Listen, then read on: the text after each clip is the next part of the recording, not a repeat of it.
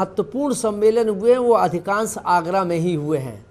और आगरा भले ही इटावा उनकी जन्मभूमि रही हो, कर्मभूमि रही हो, लेकिन आगरा से उनका बहुत निजी जुड़ाव रहा।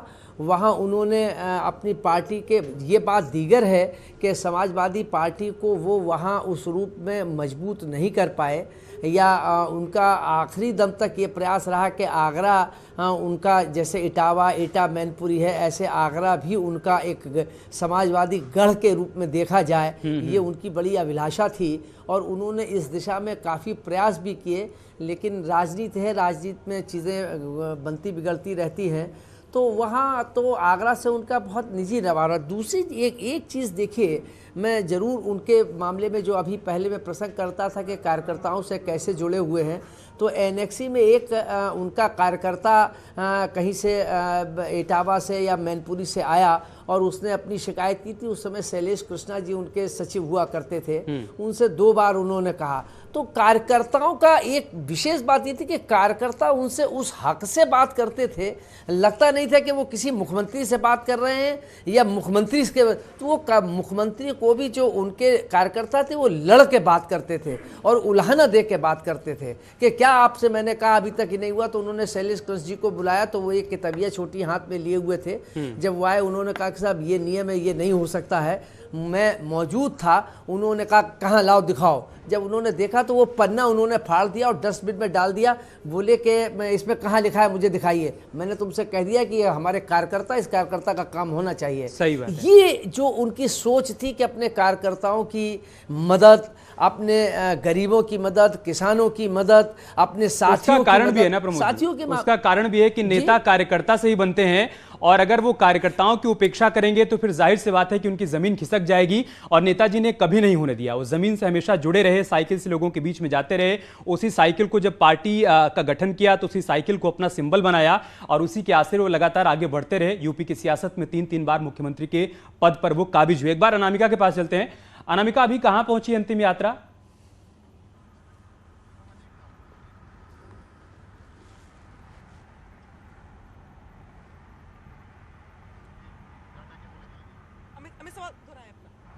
अभी आप कहां पहुंच पाई हैं अनामिका? इस वक्त क्या तस्वीरें देख पा रही हैं? काफिला कहां पहुंचा है, उसके बारे में दर्शकों को जानकारी दीजिए।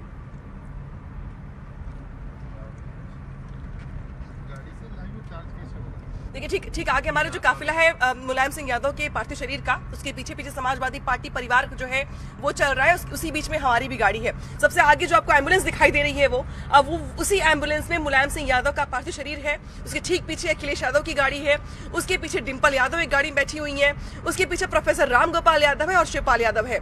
यानी कि जो पूरा का पूरा समाजवादी पार्टी परिवार है वो नेताजी के साथ साथ चल रहा है, पार्थिव शरीर के साथ। और अभी थोड़ा वक्त लगेगा, क्योंकि जगह जगह पे जितने भी टोल पड़ रहे हो या कट मिल रहे हो, उस कट पे या टोल पर समाजवादी पार्टी के तमाम कार्यकर्ता फूलों के साथ वहां पे खड़े मिल रहे हैं, जो पुष्प वर्षा कर रहे हैं। ऐसे में अखिलेश यादव उनसे बाहर निकल करके कहते हैं, अपना शीशा नीचे करके, कि आप लोग यहाँ पे वेट मत करिए, यहाँ पर मत रुकिए, अगर आप दर्शन करना है तो आप सैफ ही चल पड़िए। तो जैसे जैसे काफिला आगे आगे बढ़ रहा है, वैसे वैसे काफिला जुड़ भी रहा है उनके साथ। तमाम जो मीडिया कर्मी है वो भी पीछे पीछे आ रहे हैं, तो वहीं अलग अलग कट पे जो समाजवादी पार्टी कार्यकर्ता हैं वो भी अपनी गाड़ियों के साथ इस काफिले में शामिल हो रहे हैं और सभी पहुंच रहे हैं सैफई के लिए। सैफई पहुंचने की सबसे बड़ी वजह यह है कि अभी वहां पे बहुत सारे लोग इंतजार कर रहे हैं। वो लोग जिन्होंने मुलायम सिंह यादव को फर्श से अर्श पर पहुंचते हुए देखा है, वो लोग जिन्होंने नेताजी के सियासी सफर को देखा है, न सिर्फ देखा है बल्कि साथ साथ चले हैं। देखिए, नेता आजकल चलते हैं फॉर्च्यूनर से, बड़ी बड़ी गाड़ियों से, लेकिन नेताजी ने अपने सियासी सफर की शुरुआत की थी साइकिल से चले वो। और ये देखिए, ये जो गाड़ी देख रहे हैं आप मेरे दाहिने हाथ पर, इस गाड़ी में धर्मेंद्र यादव बैठे हुए हैं। मैं अपने कैमरा पर्सन से कहूंगी कि वो दिखाए तस्वीरें। मेरे दाहिने हाथ पर जो आपको फ्रंट सीट पे बैठे हुए शख्स दिखाई दे रहे हैं इस गाड़ी में, वो धर्मेंद्र यादव है। देखिए, समाजवादी पार्टी का परिवार बहुत बड़ा परिवार है और नेताजी ने अपने परिवार के हर सदस्य के लिए उतना ही सोचा जितना कि अपने बाकी कार्यकर्ताओं के लिए या बाकी लोगों के लिए। कार्यकर्ता उनसे हक से अपनी मांग करते थे और इसीलिए जो जुड़ाव है नेताजी के साथ, उस जुड़ाव को गेन कर पाना भी तमाम नेताओं के लिए आज भी बहुत बड़ी चुनौती है। और इसी वजह से जब नेताजी मेदांता में भर्ती थे तो तमाम बार मना करने के बावजूद समाजवादी पार्टी के तमाम कार्यकर्ता मेदांता पहुंच रहे थे उनको कुशल क्षेम जानने के लिए। सबको ये लग रहा था कि जैसे नेताजी पहलवान थे, हर बार नेताजी पहलवानी के जरिए जो अपना विरोधी होता था उसको पटक करके पटखनी दे करके आगे बढ़ जाते थे। इस बार भी कुछ ऐसा ही होगा जब नेताजी मौत को पछाड़ कर एक बार फिर से उनके साथ आगे खड़े होंगे, लेकिन इस बार नेताजी शायद बिल्कुल अनामिका, तो अंतिम सफर पर मुलायम सिंह यादव, पूरा यादव परिवार उनके साथ, और कुछ देर में सफाई भी पहुंच जाएगा। 6 तस्वीरें हम आपको दिखा रहे हैं किस तरह से मुलायम सिंह का ये राजनीतिक सफर रहा। पहले विधायक रहे, फिर पहली बार सीएम बने, फिर दूसरी बार सीएम बने, फिर तीसरी बार सीएम की कुर्सी पर विराजमान हुए, सांसद रहे, रक्षा मंत्री बने। तो ये उनका पूरा राजनीतिक सफर रहा। कितने कद्दावर नेता, केंद्र की राजनीति से लेकर राज्य की सियासत तक उन्होंने अपना दबदबा कायम रखा। और सबसे बड़ी बात यह है कि अगर 2 बड़ी पार्टियां थी, कांग्रेस और बीजेपी, तो तीसरी अगर कोई बड़ी पार्टी थी तो वो राज्य में समाजवादी पार्टी। उत्तर प्रदेश जैसे बड़े सूबे के 3 बार मुख्यमंत्री मुलायम सिंह यादव रहे। और जो पहली तस्वीर आप देख रहे हैं नीलू, जिसका आप जिक्र कर रहे हैं कि पहली बार विधायक बने, ये किस्सा इतना भर नहीं था। 1967 में जब नत्थू सिंह ने उनको अपनी विरासत सौंपी तो लोहिया ने नत्थू सिंह से सवाल किया कि बहुत युवा हैं, आपको लग रहा है कि ये विधायक बन पाएंगे, राजनीति में आगे जा पाएंगे? तो उन्होंने कहा कि मेरा भरोसा है आगे जा पाएंगे, और उस भरोसे पर वो कायम उतरे।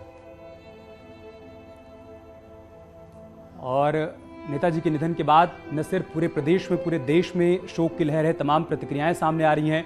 कांग्रेस पार्टी के वरिष्ठ नेता और विधायक आराधना मिश्रा ने क्या कुछ कहा है, वो एक बार देखते हैं। आज आदरणीय मुलायम सिंह जी के देहांत की खबर मिली, स्तब्ध हुए से। आज एक युग का अंत हुआ है राजनीति में।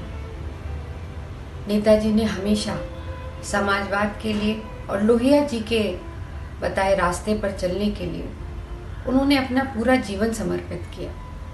बहुत कम लोग ऐसे होते हैं जो कभी अपने आदर्शों से समझौता नहीं करते। नेताजी उन्हीं में से एक थे। प्रदेश की राजनीति में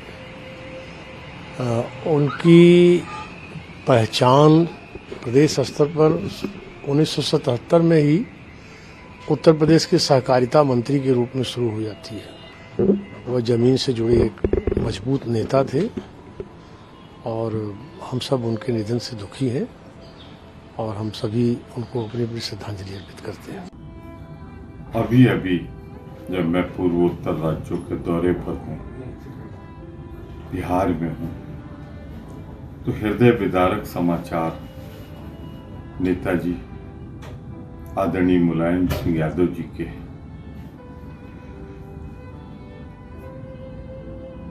ईश्वर के पास परलोक सिधारने का सबसे दुखद संदेश मुझे मिल रहा है। तो हर किसी की तरफ से शोक संवेदनाएं आ रही हैं। इससे पहले आपने सुना कैसे प्रमोद तिवारी ने तमाम बातों को याद किया और नेताजी के प्रति अपने भाव को प्रकट करते हुए श्रद्धा सुमन अर्पित किए। एक बार फिर से अनुपम के पास चलते हैं, जो इस काफिले के साथ साथ आगे बढ़ रहे हैं। और ये रूट भी हम आपको दिखा रहे हैं नीचे कि इसी रूट से नेताजी की अंतिम यात्रा आगे बढ़ रही है, जो कि सैफई तक जाएगी। अनुपम, अभी कहाँ पहुंचे हैं, क्या अपडेट है वहां से?